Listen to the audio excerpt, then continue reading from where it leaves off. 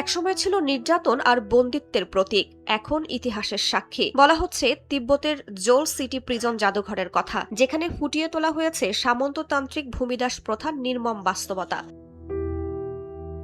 লাসার ঐতিহাসিক পোতালা প্রাসাদের পাদদেশে অবস্থিত এই কারাগার একসময় ছিল তৎকালীন স্থানীয় সরকারের অন্যতম প্রধান কারাগার। ২০০৭ সালে সংস্কারের পর জাদুঘরে রূপান্তর করা হয়। বর্তমানে এই জাদুঘরে সংরক্ষিত রয়েছে সামন্ত যুগে ভূমিদাসদের ওপর চালানো নির্যাতনের বিভিন্ন নিদর্শন। চায়না মিডিয়া গ্রুপের ৭ পর্বের ঐতিহাসিক ও সাংস্কৃতিক প্রামাণ্যচিত্রেও স্থান পেয়েছে জাদুঘরটি।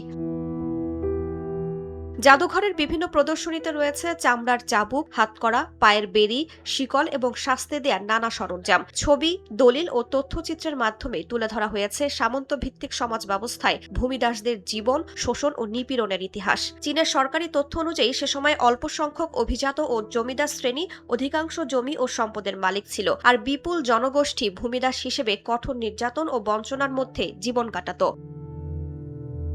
চীনের সরকারি বর্ণনা অনুযায়ী ১৯৫৯ সালে গণতান্ত্রিক সংস্কারের মাধ্যমে তিব্বতে সামন্ত ভিত্তিক ভূমিদাস প্রথার অবসান ঘটে এবং লাখো ভূমিদাস মুক্তি লাভ করেন। সেই ঘটনাকে স্মরণ করে ২০০৯ সাল থেকে প্রতি বছর ২৮ মার্চ ভূমিদাস মুক্তি দিবস পালন করা হয়। জোল সিটি প্রিজন জাদুঘর শুধু একটি পুরানো কারাগার নয়, বরং তিব্বতের অতীত সামাজিক ইতিহাস ও পরিবর্তনের এক নিদর্শন। রাইসা জান্নাত, সময় সংবাদ।